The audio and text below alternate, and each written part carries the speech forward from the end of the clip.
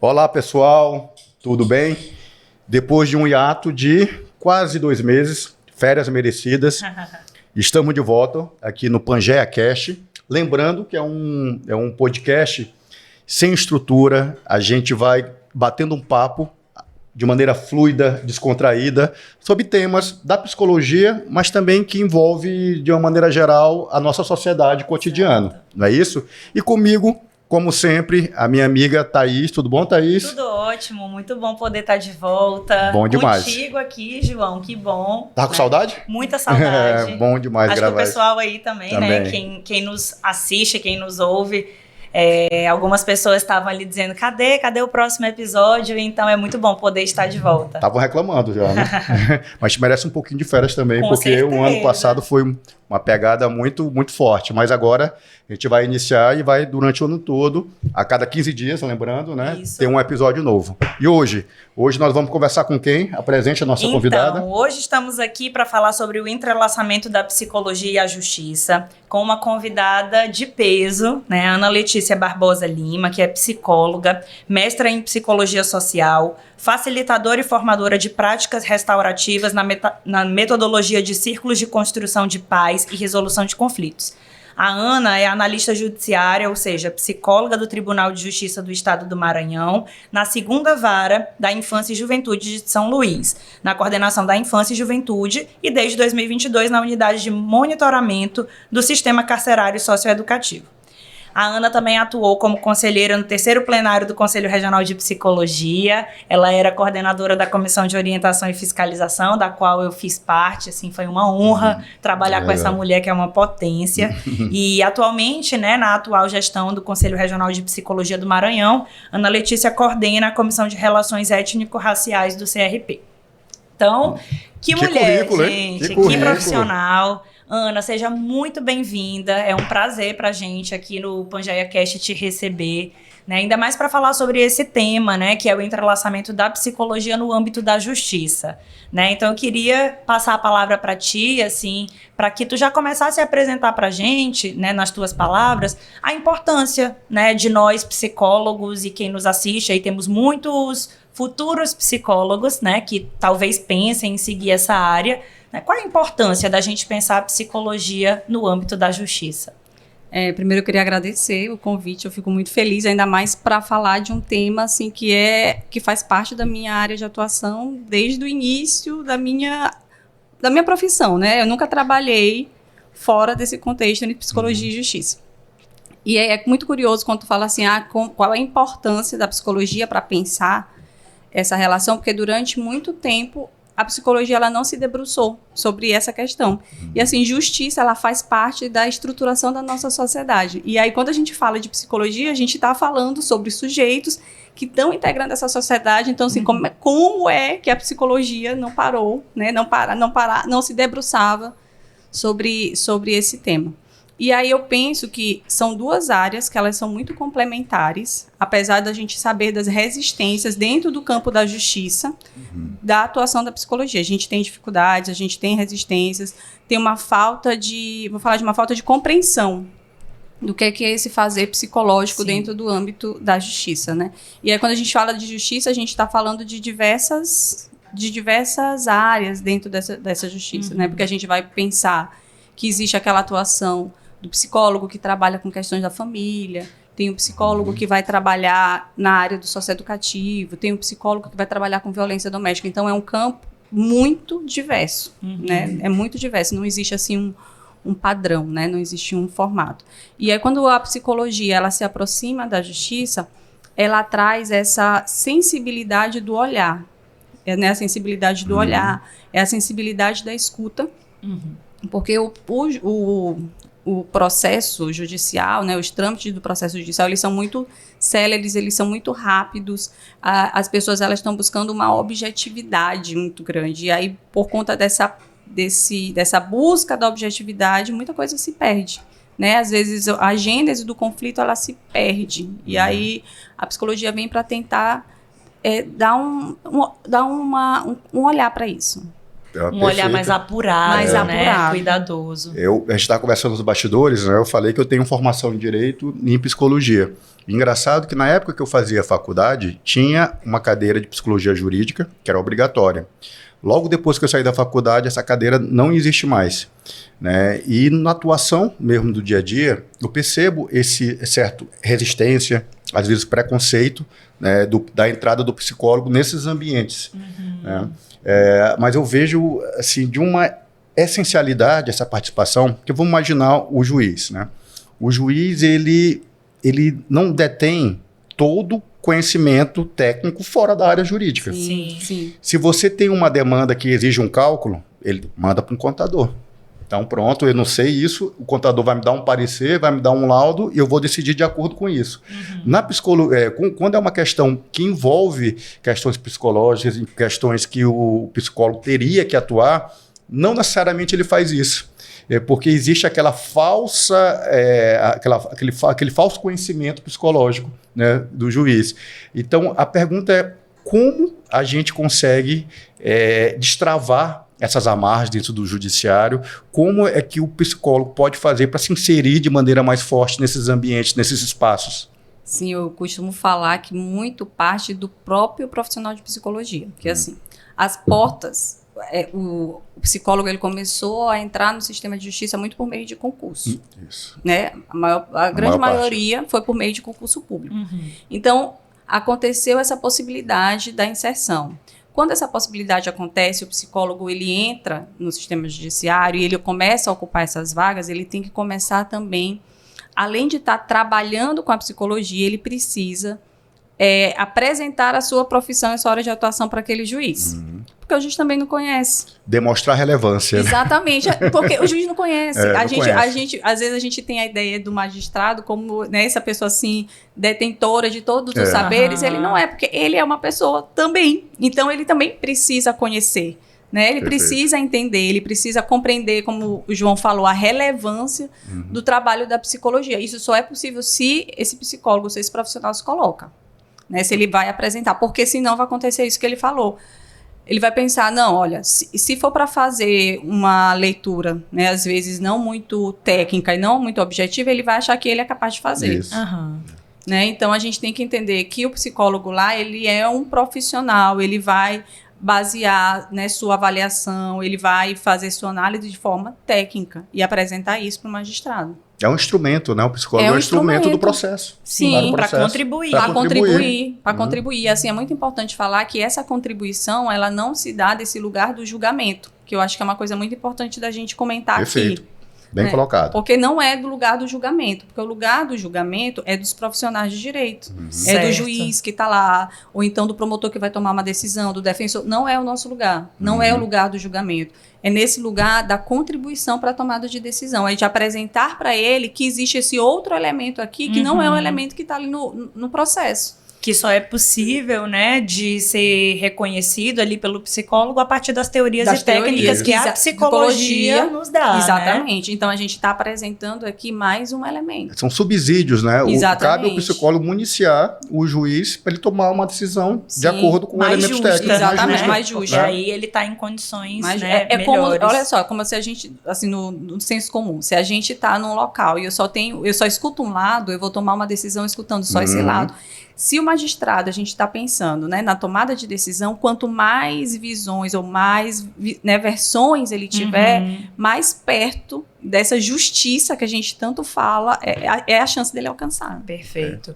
Ana, na época que eu estive lá no CRP como fiscal, né, que você era a coordenadora da comissão, a gente fez algumas visitas, né, técnicas, umas visitas de orientação aos psicólogos do estado do Maranhão, né, que estão ali sediados ou que atuam na área da justiça, né?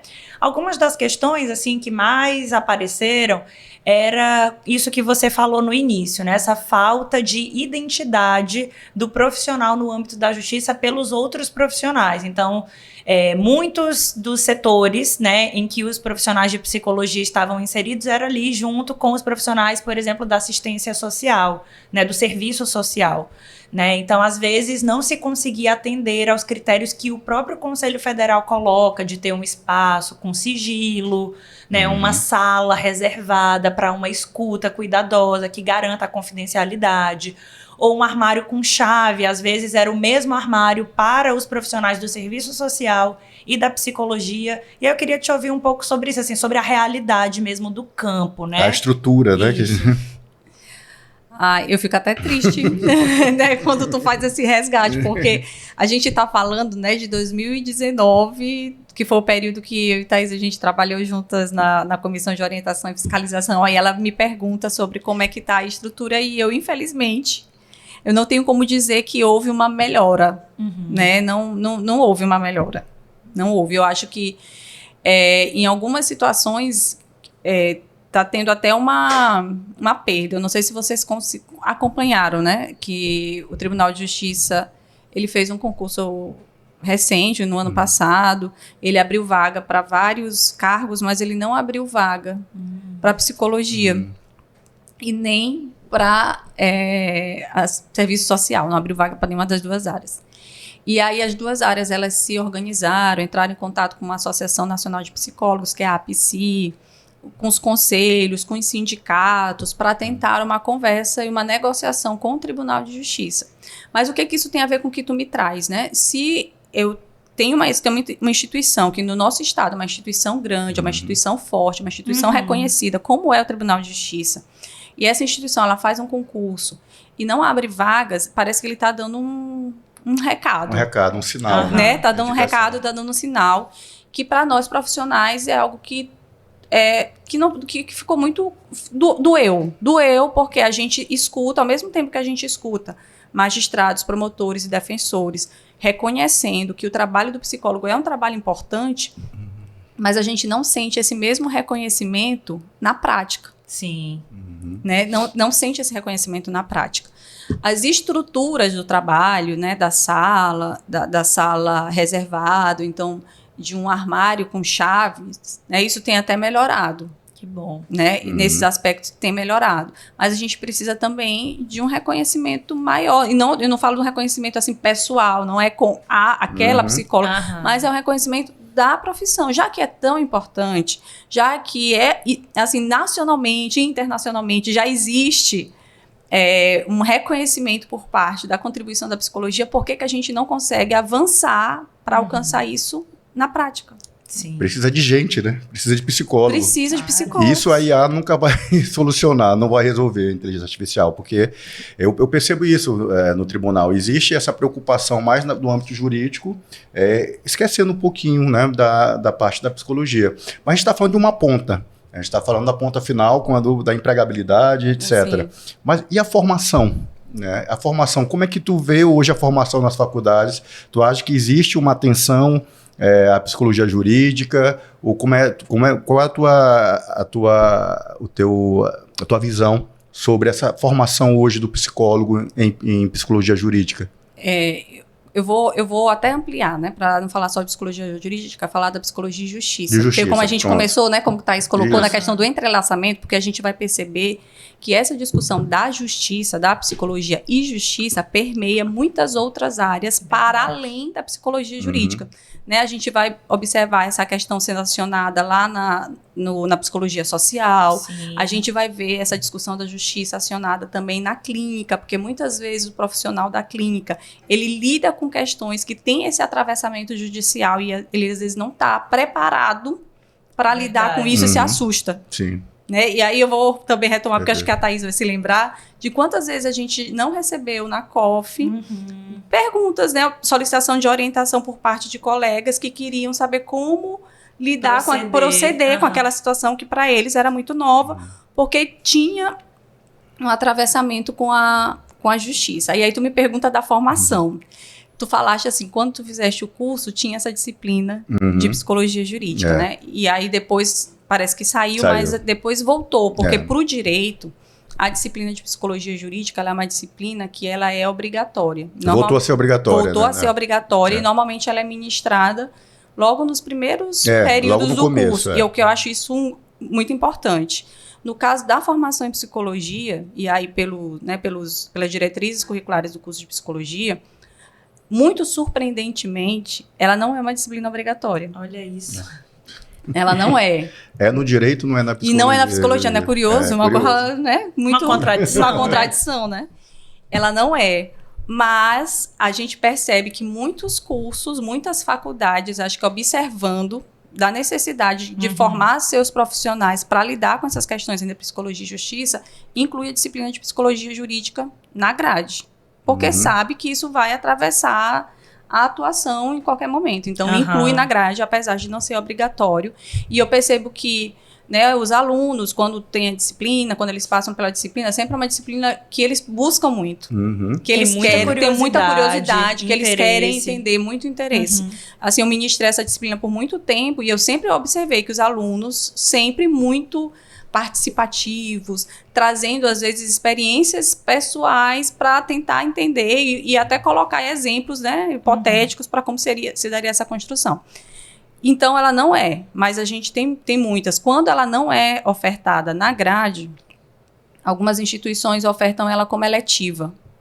Então, ela sempre está aparecendo ali na formação, né? E aí, esse momento pós a graduação, a gente tem algumas especializações, mas são poucas no Brasil. Tem um mestrado numa universidade no Paraná, se eu não me engano, que é um mestrado em psicologia jurídica. Acho que é o único mestrado que a gente tem em psicologia. Com essa ênfase, né? Não é nem com ênfase, o mestrado é em psicologia jurídica, porque a ênfase, ela aparece muito nas pós-graduações, mestrados e doutorados em psicologia social, e aí sempre tem ali uma linha de pesquisa, que comporta, ou uma ênfase que dá conta dessa discussão da psicologia e justiça. Aqui em off a gente já estava cooptando ela para a gente conseguir pensar uma pós-graduação, uma formação em psicologia jurídica ou psicologia e justiça, aí, né? O nome, mas quem sabe? Vamos ver. Eu tenho uma curiosidade, né, de compreender assim essa realidade. E aí eu imagino que quem está nos ouvindo também, né, do psicólogo lá no âmbito da justiça, trabalhando diretamente no judiciário, com a questão da pandemia, né, a Covid-19, que aí reestruturou todo o nosso trabalho em todas as esferas mesmo de atuação. Como ficou isso assim no âmbito da justiça? A gente acompanhou algumas discussões, né, sobre dá para fazer essa escuta, essa oitiva assim virtualmente, mediada pelas tecnologias da informação, né? Ainda mais você que trabalha com criança, é tão delicado, né? Então, assim, como tá essa realidade? Como foi, na verdade, essa realidade? Como foi e como ficou, né? Exato, se mudou algum processo. Na época, quando iniciou, né, o nosso período pandêmico, que foi um susto para todo mundo, houve uma interrupção mesmo das atividades, logo naquele início, porque os profissionais não sabiam o que fazer, né? Houve mesmo uma paralisação por uma falta de experiência de lidar com aquilo que era novo. E aí foi o tempo de uma estruturação, de saírem as resoluções do conselho, de começar a pensar como aquelas resoluções elas se dariam no âmbito do nosso trabalho, né? Da nossa atuação, como tu falaste. A gente trabalha com temas muito sensíveis, né? Muito sensíveis. Não que os temas que a psicologia trabalhe não sejam sensíveis, mas quando vai para o âmbito do direito, é muito mais complicado porque é um conflito.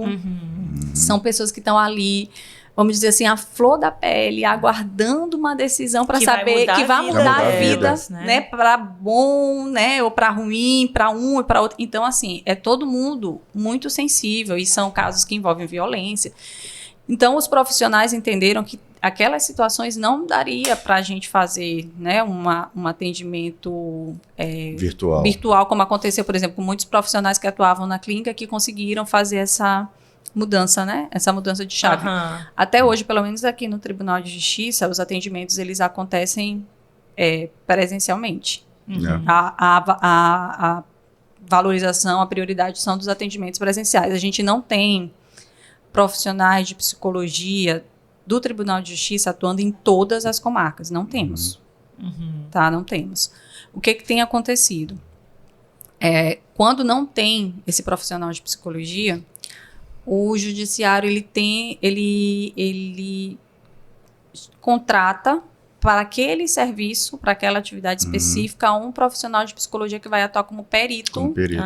para dar aquela resposta. Então vamos abrir esse parênteses, porque eu sempre tive curiosidade, né? Como eu me torno uma psicóloga perita, assim, para quem, né, tem esse desejo e não sabe que caminho seguir, porque aí eu tô entendendo que são, né, duas funções diferentes. Tem o psicólogo que é analista judiciário, foi aprovado em concurso público, e aí ele presta esse serviço, né, ele tá ali com a estabilidade daquele cargo.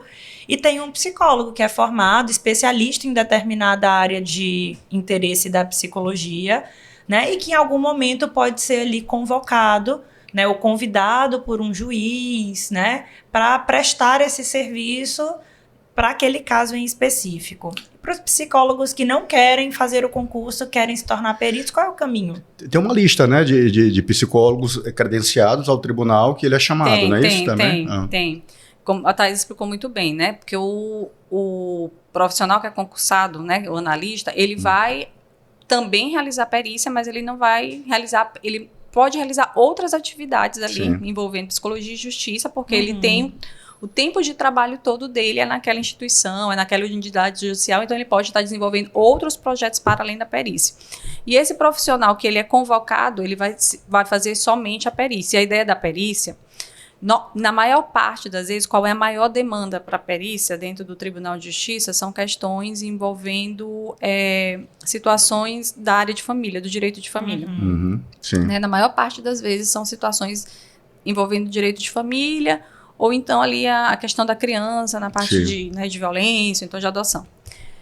E aí esse profissional, ele precisa, acho que é ético, né, que ele tenha um conhecimento naquela área que ele está se propondo a atuar. Né? E esse conhecimento, ele pode ser adquirido não necessariamente, por exemplo, fiz uma formação em perícia geral e aí isso já vai me habilitar a ser um perito. Não necessariamente, porque às vezes aquela formação em perícia geral, ela vai tratar de outras discussões que não envolvem a psicologia. E a ideia é que ele seja perito em psicologia. No assunto, né? assunto que ele está ali periciando, naquele tema. Então, é a própria psicologia, é o próprio conhecimento em psicologia que vai o habilitar para que ele possa atuar, para que ele possa ter um olhar diferenciado. A gente falou no começo, né? Que é justamente esse olhar diferenciado, esse olhar da psicologia que vai fazer com que aquele profissional ele se torne interessante para o juiz, para o promotor, porque ele vai perceber que aquele profissional tem um olhar diferente. Então, é a própria psicologia, o próprio conhecimento psicológico que vai te habilitar para que faça aquela formação. E aí, hoje, como o João falou, o Tribunal de Justiça reconhecendo de alguma forma que os profissionais, né, que ele tem no quadro hoje, não dão conta de abarcar todas as demandas do Estado do Maranhão, que a gente tem um Estado grande. Verdade. Ele disponibilizou uma lista para cadastro. Eu acredito que no site do tribunal mesmo, no caso do Tribunal de Justiça, tem um sistema onde a pessoa interessada pode se cadastrar, ela vai informar como é que os locais em que ela pode atuar, os locais que são mais próximos, né? De onde ela deseja atuar, se ela tem disponibilidade para se deslocar e apontar quais são as suas áreas de atuação. Capacitação teórica, né? Sim. É interessante que hoje, devido a essa quantidade pequena de psicólogos, né, realmente não tem como conseguir fazer todas as demandas necessárias do psicólogo dentro do aspecto da justiça.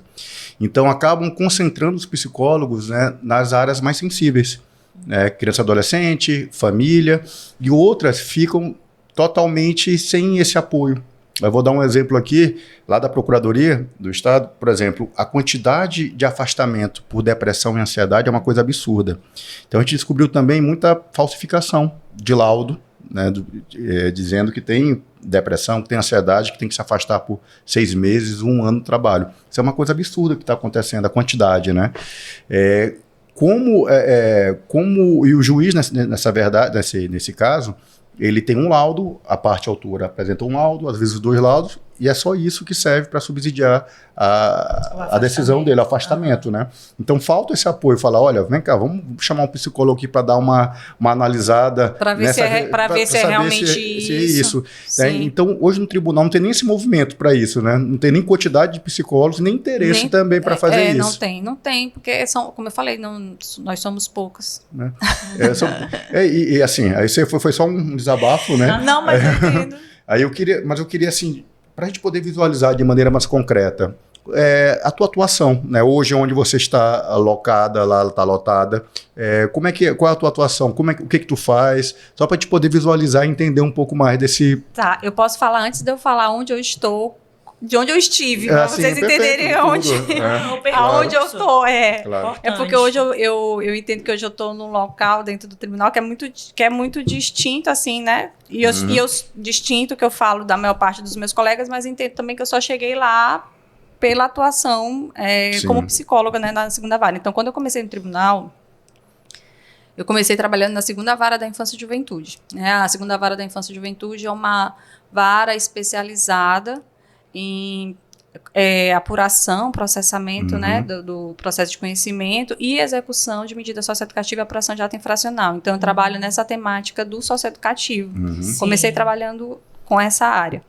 E no socioeducativo, lá na segunda vara da infância e juventude, como eu falei, eu era analista do tribunal, né? Então, como analista, eu realizava as avaliações psicológicas quando determinadas pelo magistrado, e aí realizar a avaliação psicológica era esse momento onde ele encaminhava o processo para o setor, para que fosse realizada a avaliação psicológica e o estudo social pela assistente social. E no caso da avaliação psicológica, eram entrevistas que eram realizadas, quando, dependendo do caso, eu entendia que seria necessário algum tipo de aplicação de teste, eu me organizava para fazer essa aplicação. Os testes seriam conseguidos pelo próprio tribunal? Não. Isso é interessante. Pois é, não. Que também é uma discussão que se tem internamente para que isso aconteça, mas não, ainda não. Tá. Eu realizava também entrevistas com familiares, né, das partes. E em alguns momentos eu realizava também uma visita domiciliar. Mas aí depende muito do caso. Mas então eu realizava esse processo de avaliação psicológica. Certo. E após esses momentos é produzido um laudo que seria encaminhado por magistrado e anexado no processo. Mas além disso, também eu participava de outros projetos, assim, daqui, às vezes eu ficava assim pensando em algumas coisas para fazer que a psicologia me permitia fazer e que eu achava que poderia contribuir. Então teve uma época que eu pensei assim, nossa, o que acontece com as vítimas do adolescente que é determinado com uma obrigação de reparar o dano. A obrigação de reparar o dano é uma medida socioeducativa que o adolescente ele vai reparar aquele dano que ele causou e um dano que é material.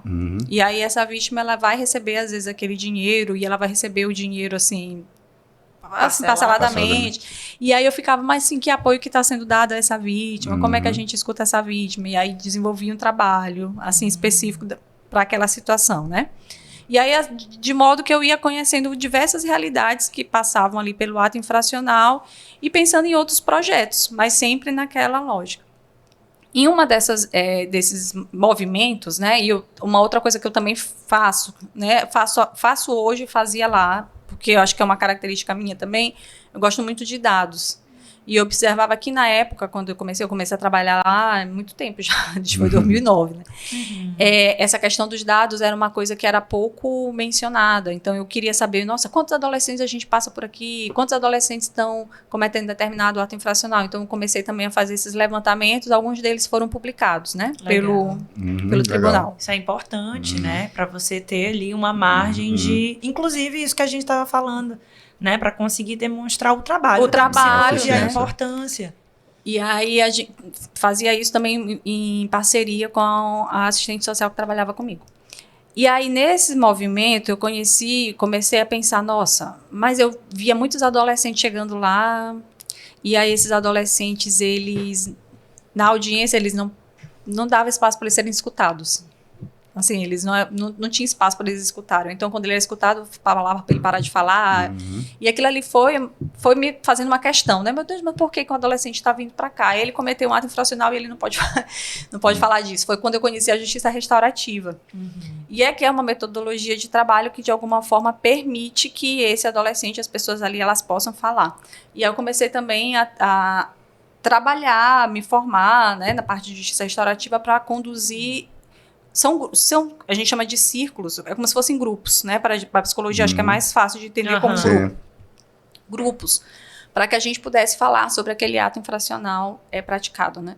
E aí eu me interessei, trabalhei como facilitadora de justiça restaurativa, e aí eu sou convidada, né, para ocupar um outro lugar no tribunal. Saio ali da segunda vara, continuo como psicóloga e vou trabalhar na coordenação da infância e juventude no núcleo de justiça restaurativa, que era para disseminar essas práticas restaurativas para outros espaços do Tribunal de Justiça, né? Aí fiquei lá um tempo, acho que fiquei lá 2 anos, e aí fui convidada para estar onde eu estou hoje, né? Que vocês me perguntaram o que eu faço hoje dentro do tribunal. E aí hoje eu estou numa divisão do sistema socioeducativo, que é uma divisão também nova no Tribunal de Justiça, onde eu estou mais numa função de gestão hoje, porque aí eu já não estou mais atuando diretamente mas sinto muita falta, porque eu gosto do contato, né, com o adolescente, mas lá na divisão é para a gente aprimorar a prestação de serviço nessa área do socioeducativo para o Maranhão todo, para que a gente tenha um judiciário de qualidade no que se refere ao atendimento ao adolescente em conflito com a lei e na execução da medida socioeducativa. Essa garantia de direitos. Essa garantia de direitos, isso. Importante. Só complementando também, eu fiquei pensando aqui também a atuação do psicólogo inserido nesses ambientes, né, no Tribunal de Justiça, em relação à saúde mental dos servidores, né? Existe um trabalho, também é função? Sim, tem colegas que são, né, por exemplo, eu sempre trabalhei nessa área da relação mesmo direta da psicologia ali do processo, né, no meu caso do ato infracional, mas tenho colegas que eles são da área ou organizacional, porque a gente também tem, tá? A gente tem colegas que atuam nessa parte de recursos humanos, dando esse suporte, assim como a gente tem colegas que estão na perícia, como tu falaste ainda há pouco, né? Mas é uma profissional, 2 profissionais para dar conta do universo do tribunal. Sim. Mas o tribunal, ele tem esse setor. E a gente tem também profissionais que fazem atendimento a colegas. Isso. Sim. Então, o tribunal hoje, ele oferta. Eu soube, né, eu não sei de dizer como tá, mas soube que foi interesse do Tribunal de Justiça, pode ser que esteja o projeto até em andamento, porque eu soube recente, inclusive de ampliar esse atendimento para os servidores e magistrados, né, justamente por conta dos adoecimentos em saúde mental, do que chega.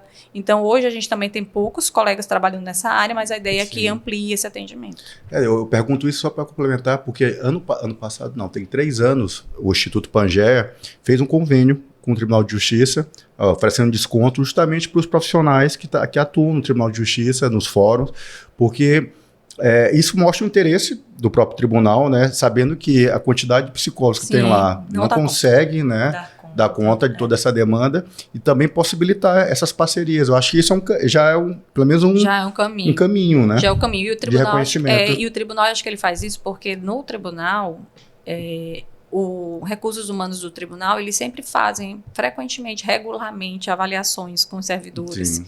Então, a gente preenche, né? Como a gente está, o que a gente acha do ambiente de trabalho.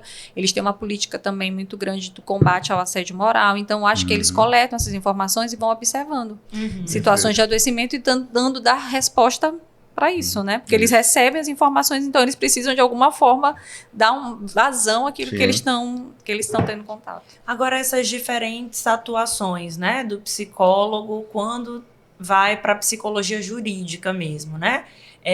Isso já é dado ali quando a vaga é aberta, quando o edital é aberto, já é explícito qual é a atuação que esse psicólogo vai ter? Não, ou depois é que surpresa. ele é aprovado? É surpresa. Faça a prova e É descubra, surpresa, né? é surpresa, mas também existe a possibilidade, depois que entra, caso né, não se identifique ou queira experimentar outras áreas, de fazer permutas, né? Permutas internas de troca. Mas assim, previamente a gente não tem ideia. Não tem como saber onde é que vocês vão ser lotados, não tem, né?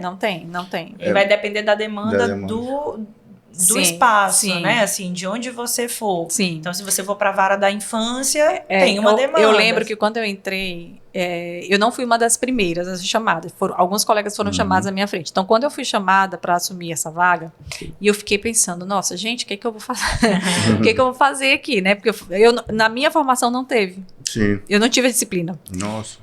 E aí, meu Deus, eu não sei o que eu vou fazer. Aí eu procurei os colegas que já tinham sido aprovados, já estavam trabalhando há um pouquinho de tempo. E aí fui conversar com eles, para eles conversarem, parecido com o que a gente está fazendo aqui, né?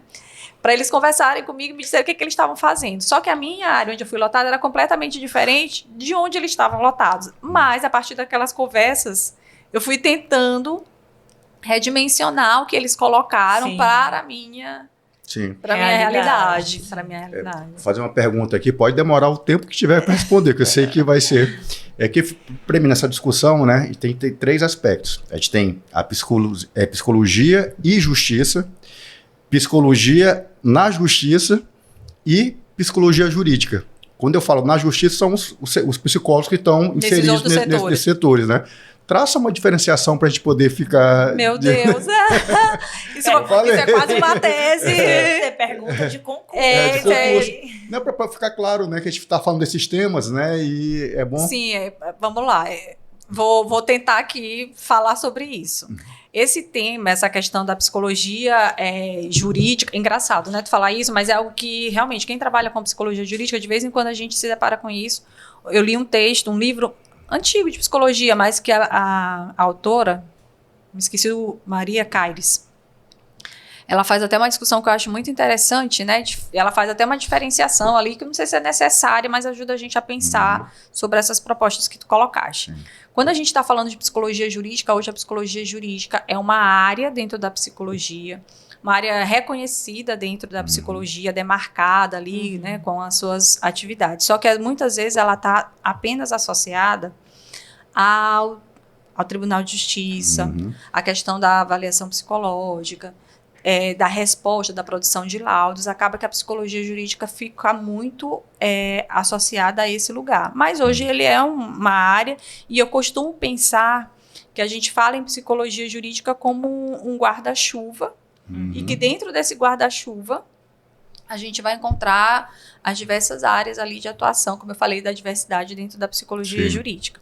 Aí tu fala psicologia na justiça, que são justamente, vamos lá, dentro da psicologia jurídica tem um guarda-chuva, e embaixo desse guarda-chuva da psicologia jurídica a gente vai ter essas áreas da psicologia na justiça, porque podem ser diversas. Isso. A gente está falando aqui muito do Tribunal de Justiça, mas a gente não pode também não lembrar que a gente tem outros colegas, né, que, por exemplo, dos colegas que trabalham no sistema penitenciário, Ministério Público, no Ministério Público, na Defensoria Pública. Então, a gente vai ter embaixo dessa aba aí, psicologia jurídica, vários ramos, vou chamar assim, dessa psicologia. Várias aplicações, né? E aí a gente tem a psicologia e justiça, que eu falei para vocês, que é mais amplo, que ela abarca a psicologia jurídica. Eu diria que abarca a psicologia como um todo, né? É só pegar gente. Pegar o código de ética e vai estar lá. Vamos pensar, papel. como é que a gente não vai... eu sou psicóloga, vamos lá, vamos colocar aqui, sou uma psicóloga clínica, e no meu atendimento de psicologia clínica, eu recebo, estou fazendo atendimento de uma criança que os pais estão passando por um processo de separação. Estão numa disputa de guarda. Eu não vou ser, obviamente, a psicóloga que vai produzir o laudo, né, que vai ser feito daquela criança. Mas eu sou uma psicóloga que estou atendendo aquela criança e que, de alguma forma, eu vou estar atendendo também a família, porque em determinados momentos eu vou falar com aquele pai, eu vou falar com aquela mãe, e aí vem a dúvida, meu Deus, será se eu posso falar?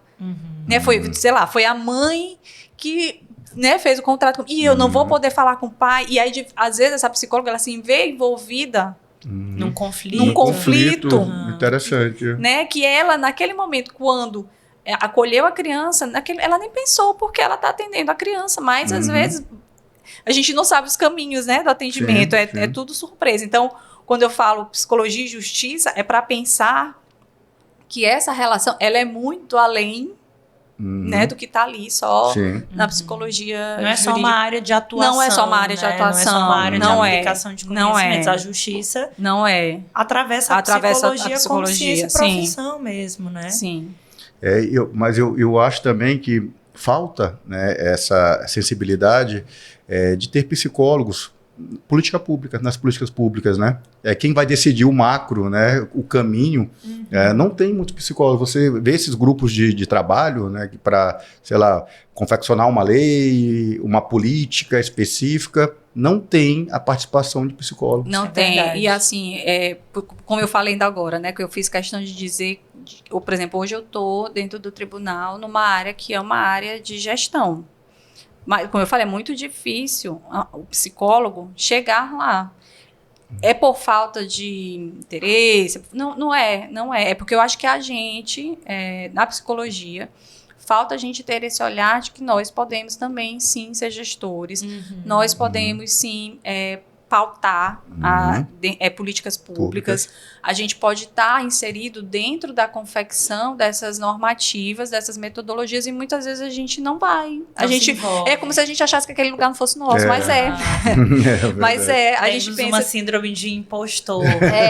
mas é nosso, é nosso. Eu lembro, não tem a ver, não necessariamente a ver com a psicologia jurídica, mas acho legal falar, já que o João trouxe essa pauta. Eu tive uma breve passagem muito rápida mesmo, pela assistência social. Logo no comecinho, acho que tinha 4 anos, 5 anos que tinha saído o SUAS, né, que é de 2004. E na época, tinha os coordenadores dos CRAs, os coordenadores dos CREAS. Sim. E eu lembro que teve um psicólogo, né, ele assumiu a coordenação de um CRAS, e isso causou um rebuliço enorme, porque achavam que não poderia um psicólogo assumir a coordenação de um CRAS. Porque achavam que aquele psicólogo não teria condições. Mas como assim, gente? Como assim? Por que ele não pode ser coordenador? Eu lembro que era algo que no começo era muito estranho, mas hoje, já passado o tempo, já se tornou mais comum. Mas para vocês verem como tanto os psicólogos como as pessoas externas olham para a psicologia como um lugar que talvez não... Porque a gente ainda parte muito desse ideal, eu falo enquanto sociedade, cultura, Sim. né? Ainda se tem uma cultura da psicologia como quase muito próxima da medicina, né? Lugar do consultório. Acho que esse sim. lugar do ajustamento, esse lugar da medicalização, que nem é nosso papel, mas assim... Mas a visão que tem, né? Nas novelas, nos filmes, nas séries, quando se vai retratar o papel do psicólogo, né, em geral se retrata esse psicólogo com esse saber muito restrito, assim, a essa coisa do individual, né, que não perpassa ali o coletivo. Então, tudo que é da psicologia social e enfim, né, se diz aí que toda psicologia é social, né, eu acredito muito nisso, mas é difícil a gente conseguir ir mudando. Acho que paulatinamente a gente vai tendo mudança, né, sim. inserindo umas brechas, tensionando esses discursos, mas ainda é um caminho para a gente percorrer, né? Sair desse lugar assim o psicólogo. Uma visão muito, muito idealista, né? Do que seria a psicologia. Eu agora, né, tô com uma turma que não é da psicologia e tô dando aula de psicologia do trabalho, né? Então, eu passei uns seminários e pedi que eles pensassem, dei umas situações, problemas, e pensassem a atuação com base naquilo que a gente estava falando em sala de aula. E quando eles foram tentar propor as intervenções do psicólogo nas organizações, as intervenções eram o atendimento do colaborador que está mal, o atendimento, né, uma sala para o psicólogo ouvir. Claro que isso é importante e também é parte do nosso trabalho. Mas como tu está dizendo, né, esse levantamento de dados, promover ali, né, uma nova metodologia. Uma nova cultura, né, dentro da organização, né? Vai muito além do individual. Vai muito além. E agora, essa questão até da própria dificuldade de delimitação dentro do aspecto lá no tribunal. da função do psicólogo, existe algum conflito? Você falou ali em assistência social, existe algum conflito assim, de atribuição? Ou está bem demarcado até aqui? Eu posso ir daqui para cá, não posso ir. Olha só, vou falar da minha experiência, né? Que eu acho que é da onde eu me sinto mais seguro e posso falar. Eu não quero polemizar, né? não. É só... É porque eu percebo que às vezes acontece essa, sabe? Sim, sim. Não só como terapeutas ocupacionais, invadindo um pouco a seara que é exclusiva da psicologia. Sim, pois vou falar da minha experiência. Eu consegui, lá na segunda vara da Infância e Juventude, né?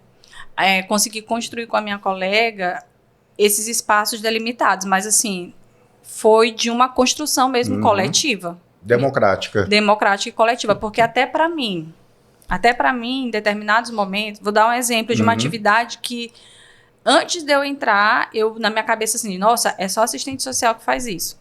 Visita domiciliar.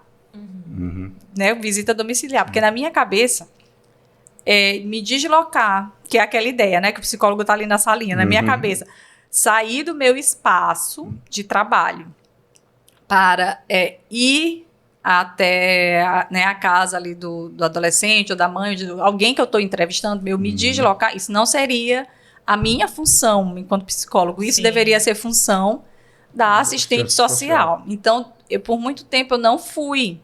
E aí, junto com ela, quando ela vinha, quando ela contava, eu ficava observando e perguntava o que era aquilo, o que ela olhava na visita. Eu fui pensando assim, nossa, eu posso deslocar, mas obviamente que eu vou olhar outras coisas que não são, né, o que ela vai ver, né, porque são olhares diferentes. E aí eu fui conversando com ela também, se ela entendia que seria importante eu ir, se dava para a gente ir juntas, né, e cada uma observar um aspecto diferente. Então, eu tive um espaço de construir junto. E isso me ajudou muito. Mas também sei, né, que tem colegas que não têm a mesma experiência e que têm conflitos mesmo por não conseguir compreender o que é o espaço de uma e o que é o espaço da outra. E ainda tem uma questão, e aí eu trago também dessa relação do magistrado com os profissionais de serviço social e com os profissionais de psicologia, porque o serviço social, ele já está há mais tempo né, a serviço da justiça do que a psicologia. Sim. Então, acontece que, às vezes, do magistrado colocar ou solicitar para os profissionais de serviço social algumas demandas que poderiam ser da psicologia. Que extrapolam. Assim, que extrapolam, mas como às vezes ele não vai ter o profissional de psicologia, mas vai ter o profissional de serviço social. Como aquela profissional já está há mais tempo naquela área de atuação, então acaba demandando atribuições para ela que poderiam ser da psicologia, mas que às vezes ele não tem nem essa dimensão da diferenciação. Né? Acontece e aí eu estou isso. me lembrando da resolução do CFP, né, a resolução 6 de 2019, que é a dos documentos, né, que estabelece ali as diretrizes para elaboração de documentos escritos. Tem o documento multiprofissional, né, em que é possível as duas áreas elaborarem ali o relatório juntas, mas a conclusão ela não pode ser, né, não pode ser multiprofissional a conclusão. Então, assim, por mais que você elabore ali um documento em parceria, né, mas a tua conclusão ela precisa ser tecnicamente diferente e isso é muito bom, porque antigamente existia uma mistura mesmo. Né? Quem elaborava conjuntamente, existia uma mistura. Aí eu não sei se eu estou enganada, mas assim, não sei se isso mudou também, mas quando eu estava lá no CRP, às vezes chegava esse pedido de orientação e para alguns era muito confuso, porque parecia, eu tenho essa lembrança, né, de que para a área do serviço social isso não é possível, porque eles não têm uma resolução que possibilite isso de ser produzido dessa forma. Então, para eles é diferente. A resolução permite que mas o relatório seja feito em conjunto, mas com uma conclusão, né, específica da área, mas os assistentes sociais não podem. Isso é muito mais complicado, porque eu estou falando do ambiente da justiça, que, por exemplo, na maior parte das vezes essa equipe é formada por duas profissionais, né, uma da psicologia e do serviço social, mas se a gente pensar em profissionais que atuam no sistema penitenciário, lá no sistema prisional, ou então que atuam no sistema socioeducativo, é uma equipe muito mais diversa e eles estão acompanhando aquela pessoa, né, o tempo todo. Então, faz mais sentido, né, esse tipo de relatório conjunto, desde que cada visão diferenciada faz muito sentido para eles lá. Seria muito útil, né? Por exemplo, se esse relatório pudesse ser produzido, mas tem algumas limitações porque depende de outros conselhos. Né? A gente falou de algumas dificuldades, a gente falou da atuação, né, do psicólogo nesse âmbito. Eu queria que tu passasse uma mensagem para quem está querendo começar, né, seja estudante ou já profissional, uma mensagem positiva. Mas é positiva, gente, porque assim, né, porque dificuldade sempre tem, Não, mas sim, assim, claro. né, mas a área... É que você parece realizada, eu falo que você parece muito realizada com o que você faz. Se fosse para fazer tudo de novo, eu faria tudo de novo. Eu acho que eu faria melhor, porque assim, hoje... já tem a oportunidade de uma formação, né, da pessoa se preparar, porque eu tive que me preparar fazendo. Então, eu acho que hoje eu faria melhor, porque eu teria a oportunidade de me preparar para iniciar, porque realmente é uma área muito... Agora, Ana Letícia, muito por favor, apaixonante. Né? Imagina onde é que tu estaria se tu tivesse tido a capacidade, assim, a oportunidade de se preparar mais. Porque você, né, pelo que você contou aqui pra gente da tua trajetória, é uma trajetória muito rica. Muito bonita. Né? Muito bonita, assim, me demonstra muito comprometimento, muito engajamento. Eu fiquei com essa sensação, né, assim, estou me metendo na pergunta, mas eu vou te devolver a palavra, mas eu fiquei aqui, né, com esse ensinamento de que para ir para essa área é melhor que se vá com esse senso com esse compromisso mesmo, né, com o social, com essa vontade de fazer a diferença. Exatamente. Porque eu fico muito preocupada, sabe, com esses deslumbramentos de algumas áreas de atuação na psicologia. Então, assim, né, é uma área que dá muito destaque porque é a área do judiciário, né, ou então determinadas áreas têm, né, socialmente um status de mais destaque, né, um concurso público é uma coisa ali, mas, poxa, eu tô te ouvindo aqui, eu tô vendo uma outra coisa, né, esse compromisso com o social, com fazer a diferença, com, enfim, mas eu vou te devolver. Pois é, não, então, assim, fala, né, porque ele tinha falado assim, não é positivo, mas, gente, é positivo, né, sempre é positivo, porque é um enriquecimento, assim, profissional, é um enriquecimento pessoal, é, como o Thaís colocou, é uma possibilidade de contribuir para uma história, né, para uma história ser de uma forma diferente, para lidar com problemas. Olha só, eu fico às vezes pensando assim, poxa, eu estou aqui trabalhando com esses temas e estou possibilitando que esse sistema de justiça, ele possa atuar melhor para garantir o direito daquelas pessoas. Então, assim, é muito rico. Eu penso assim que todo mundo, eu defendo assim que essa discussão ela deveria ser obrigatória, né? No curso de psicologia, sim. Os psicólogos eles devem compreender, sim, porque isso é um ganho muito grande para a tua atuação profissional, é um ganho muito grande para a tua vida, para as tuas relações, para as relações que são estabelecidas. Então, gente, é fantástico. Dá um senso de propósito também, né? Pois é, eu me acho assim super útil. Exatamente. Sente fazendo a diferença da forma, né? Sim. E quando... Como é a relação das pessoas que são assistidas, né? Que você precisa ouvir, que você precisa entrevistar, como eles te recebem? Na época que você estava lá na segunda vara da infância, né? Eu vou fazer só uma diferenciação, assim, porque eu acho que são coisas... Eu sempre pensei, né? Como eu estou lá na segunda vara da infância, eu tenho um contato com eles muito pouco. Tá. E eles chegam até a mim encaminhados pelo magistrado. Então, quando eles chegam, eles não chegam assim... Abertos. Felizes, abertos. Não chega. Não chega. E eu entendo, né? Eu entendo. Não chega, mas eu entendo. Alguns falam muito pouco, quase não falam. Às vezes os familiares, uma resistência muito grande. Às vezes os familiares estão mais preocupados, alguns com medo. Então, assim, varia muito. Eu tenho e eu não tenho depois a oportunidade de acompanhá-los. Porque eu falo, não tem tempo para trabalhar, né? Eu não tenho, eu não os acompanho. Mas lembro de algumas situações, mesmo passado tanto tempo, por pouco tempo que é esse contato, mas são contatos tão intensos, são histórias de vida tão fortes e tão potentes que eu lembro. Sim. Né, eu lembro deles. Que eu acho que é muito diferente dos colegas que trabalham no acompanhamento. Porque no acompanhamento eles têm a oportunidade de acompanhar todo o processo de mudança. Sim. Que estão lá mais diariamente, mais cotidianamente, algo que eu não consigo, acessar. Não, maravilha. Olha, eu vou fazer a última pergunta. Infelizmente, nosso tempo tá se esgotando, mas assim, eu fiquei curioso de saber, você falou, né, que lida com questões muito pesadas também, né, nessa área. Como é que tu faz para te proteger, né, a tua saúde mental dentro desse contexto? Logo no começo, eu percebi que isso me esgotava muito. Uhum. Me esgotava mesmo, assim. Eu lembro que nos primeiros atendimentos, eu fiz um atendimento, eu dormi. Cheguei em casa assim, cansada à tarde e dormi. Sem energia, Sem né? energia. Me consumiu demais, a tarde inteira. Nossa. E aí eu fui observando que aquilo ali me afetava, né? Uhum. E aí eu trabalho isso em psicoterapia, né? Uhum. Porque eu não tenho como. Porque são temas sigilosos. Sim. São temas pesados.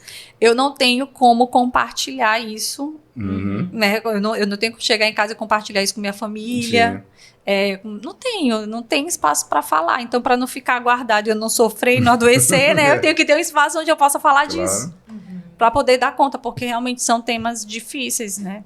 São temas difíceis, ainda mais, assim, por exemplo, eu sou mãe, então alguns assuntos eles tocam num lugar muito particular, então eu preciso ter um espaço para poder falar disso. Perfeito. Não, e fica a dica, eu observo todo o profissional da área de psicologia, ele precisa, né, esse momento, fazer terapia. Infelizmente não é comum, né? Você procura, às vezes, só uma supervisão que é diferente. É muito diferente. É muito diferente, na verdade, né? Então eu vejo, essa necessidade, né? Eu tenho essa necessidade, né? Eu faço terapia desde que eu estava na faculdade e depois só foi melhorando. Então, é um lugar, como você falou, foi uma coisa muito interessante, eu não posso falar para ninguém. É aquele lugar que eu me sinto acolhido, que eu posso falar o que eu quiser, como eu quiser. Pois é, porque para poder eu dar conta de seguir, porque se não fosse, eu acho que eu já tinha... Perfeito. Eu já tinha saído. Burnout. Perfeito. Muito obrigado, Ana. Foi maravilhoso. Conversa. Acho que foi muito elucidativo. Que bom que tu pôde compartilhar com a gente tua experiência, que é, como eu disse, assim, eu vou repetir, né? Uma jornada eu vejo de muito sucesso, assim, né? Porque o psicólogo, ele tem um objetivo, né? E eu acho, por tudo que tu contou pra gente, que tu alcança muito bem esses objetivos, e é por isso que você tá ali, né, migrando, saindo de uma área para outra, e só te parabenizar. Que talvez não passe na câmera, né? Não dá para ver o brilho no olho dela quando fala da matéria. Então isso é um... E outra coisa, falando do bastidor, ela falou que é o primeiro podcast dela. Maravilhoso. Então, ele falou assim, todos os nossos primeiros convidados, assim, que vêm pra cá pela primeira vez no podcast, eles arrasam. Dá um contigo show. Não ia ser diferente. Muito então, bom. muito obrigada. Gente, agradeço. Foi muito legal. Muito bom, né? Tranquilo. Eu falei que era uma conversa, mas foi muito bom mesmo. Olha, muito obrigado. A gente hoje fica por aqui. Thaís, obrigado. Eu que agradeço, E até João. Bem-vindo de volta, né? O podcast. E até a próxima, pessoal. Até a próxima. Valeu, tchau, tchau.